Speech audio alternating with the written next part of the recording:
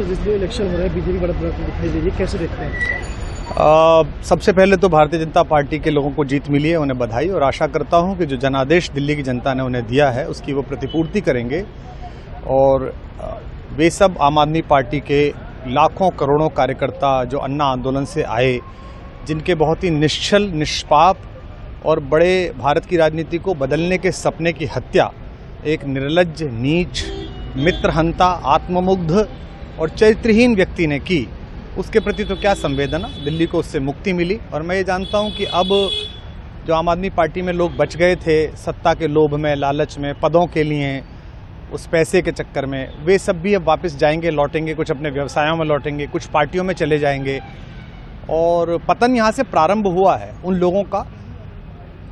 मेरे लिए कोई प्रसन्नता का और दुख का विषय नहीं है, मैं बीच में खड़ा हूँ। प्रसन्नता इस बात की है कि करोड़ों लोगों ने आशा लगाई थी, करोड़ों लोगों ने, लोग अपनी नौकरियां छोड़ के आए थे, व्यवसाय छोड़ के आए थे, दुश्मनियां ली थी लोगों ने, उन सब की हत्या एक आत्ममुग्ध आदमी ने, एक चरित्रहीन आदमी ने अपनी निजी महत्वाकांक्षाओं की पूर्ति के लिए की।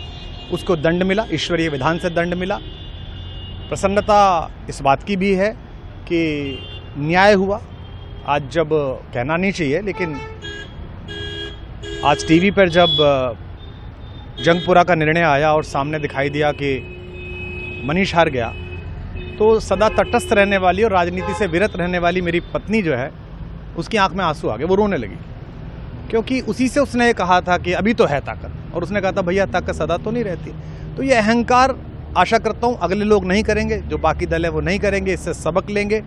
और दिल्ली के नागरिकों को मैं अच्छे शासन के लिए बधाई देता हूँ। अब भारतीय जनता पार्टी अपने नेतृत्व में सरकार बनाकर दिल्ली के जो दुख थे पिछले 10 वर्ष के, उन्हें दूर करे।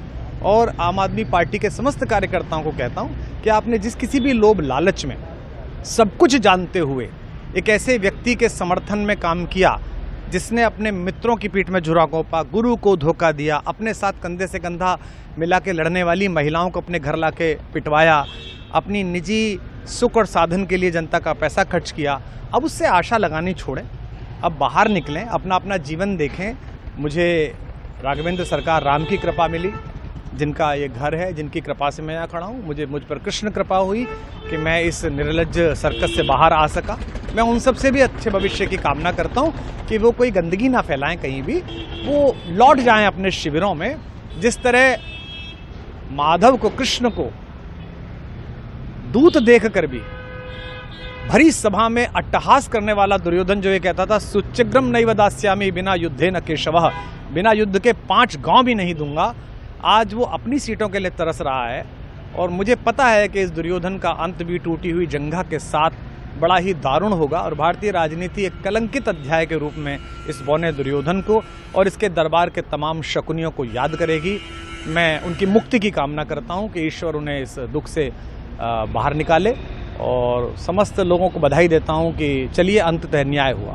सर, बात करें दिल्ली के चुनाव या यूपी के उपचुनाव मिर्जापुर को लेकर, चुनाव आयोग पर तमाम तरह के आरोप लगाए जा रहे हैं। अखिलेश यादव ने कल कहा कि वहाँ उपचुनाव में मिलकर, ये राजनीतिक विषय है, इस पर मैं राजनीतिक कार्यकर्ता नहीं हूँ, तो इस पर मेरी टिप्पणी शोभनीय नहीं है। वो आपस में सब जाने। लेकिन दिल्ली के चुनावों को लेकर एक मिश्रित प्रतिक्रिया है। दुख है कि अन्ना आंदोलन से एक ऊर्जा जो पैदा हुई थी, जिससे देश में एक सकारात्मक बदलाव हो सकता था, एक वैकल्पिक राजनीति हो सकती थी, उसकी हत्या एक अहंकारी आदमी ने, एक आत्ममुग्ध और असुरक्षित आदमी ने कर दी। मैं आशा करता हूं कभी ना कभी भारत में ऐसा सूर्योदय किसी न किसी दल में अवश्य होगा, जो भारत को जहां पहुंचना है वहां पहुंचाने का मार्ग प्रशस्त करेगा। बहुत धन्यवाद।